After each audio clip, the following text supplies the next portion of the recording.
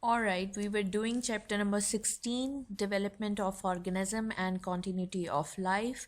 We were looking at reproduction in plants. In today's lesson, we will read about how the seed is formed and how a fruit is formed. Then we will see dispersal of seed by wind and animals, the general features of seeds and fruits dispersed by wind and animals, and we will see what is the requirement or need for dispersal of seeds. First, let's see the previous lesson. Let's recap it. That what happened was that there was fertilization, which started when the pollen landed on the stigma. The pollen tube went all the way into the style and entered the ovary. This pollen tube was carrying male gametes, and it fertilizes the ovules which are present in the ovary. If you remember from our previous lesson, I told you that when one female gamete is fused by a male gamete, a zygote is formed. After that fertilization process, what happens is that the ovary swells as the seed ripens. The ovary, which is the name given to the structure pre-fertilization, would be converted to fruit once the fertilization is done, while ovules which were present in the ovary would become seeds. So this is the process of fertilization, and the formation of fruit and seeds happens only after the process of fertilization. Here again in this diagram I have shown you the post-fertilization changes. You can see that here the structure of the ovary has become the fruit, while the ovules which were present in the ovary have become the seeds. In this diagram too, or in this animation, I have tried to show you the changes after fertilization. If you can see that the fruit is formed from the ovary while the seeds are formed from the ovules. Let's see what dispersal of seeds is. Seed dispersal is actually the movement, spread or transport of seeds away from the parent plant.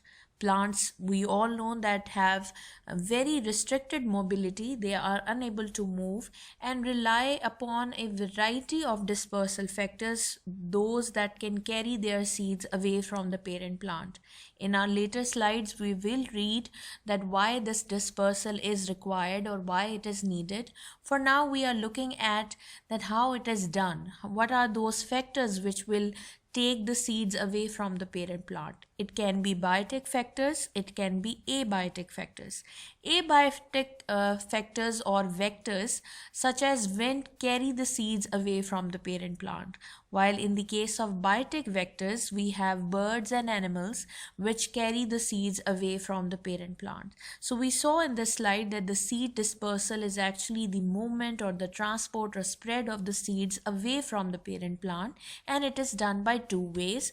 Either it is done by wind or by birds or animals. Let's see how it is dispersed by animals. Actually, animals are attracted towards the fruit that is containing the seed. That fruit is attracting the animal because of its color and juicy fruit nature. So that fruit is attracting the animal, and once they eat that fruit, the seed goes into their intestine and goes undigested. I will tell you in later slides that why it goes undigested. For now, just remember that the dispersal of seed by animals is because of the fact that the fruit which they are eating is quite attractive to them. They eat it, and indirectly are consuming the seeds of that fruit. On the other hand, there are some seeds that have hook-like structure on them or spikes-like structure on them that enables them to get attached or get cling to the body of the animals or even humans. So that's how the seeds are taken away from the parent plant. Let's see these structures of the seeds, where some dry fruit attach and cling to the animals. They hitchhike on the animals. Some have hook-like structures to cling to the animal fur. Others would have sticky substances that stick to the host.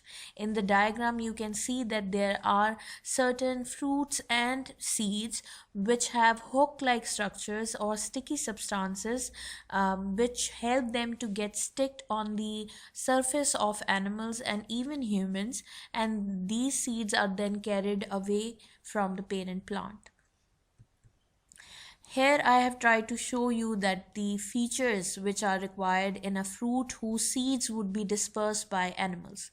That fruit must be colored, scented or attractive, and that attraction would come from the sweet juicy pericarp. This is the attraction for the animal to eat the fruit. Once the fruit is eaten up by the animal, its seeds will go undigested from the alimentary canal of that animal. It is because of the fact that the testa of the seed is enzyme resistant. So the digestive enzymes are unable to digest the testa of the seed. Hence, the seed does not get digested in the alimentary canal or in the gut of the animal, and the seed is egested out away from the parent plant. That's how animals are responsible for seed dispersal, that they are eating the fruit because of its attractive nature or for food or nutrition purposes, but indirectly they are also consuming the seed. That seed has a testa which is enzyme resistant, that will go unchanged, will be passed as it is, and is egested away from the parent plant. On the other hand, the seeds which are dispersed by wind are very light. They are shaped so that they can easily be carried by the wind. The testa, if in the case of seed, or pericarp or sepal, if in the case of fruit, have extended shape to provide large surface area so that it can float and travel away from the parent plant.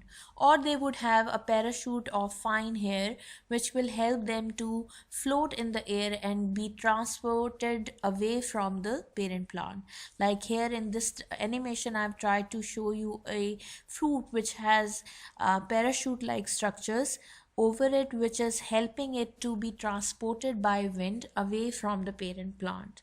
Here in this animation too, what you can see is a danglion where the seeds are transferred or transported away from the parent plant because of the hair-like stuff which is present on the seeds.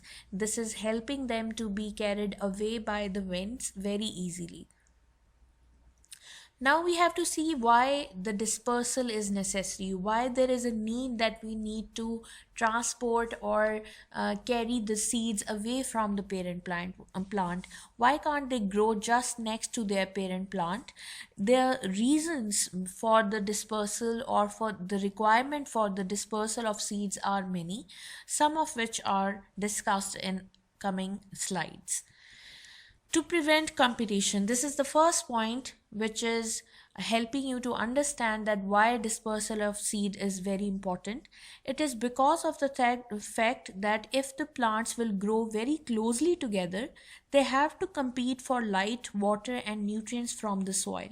Seed dispersal allows plants to spread out from a wide area and avoid competition with one another for the same resources.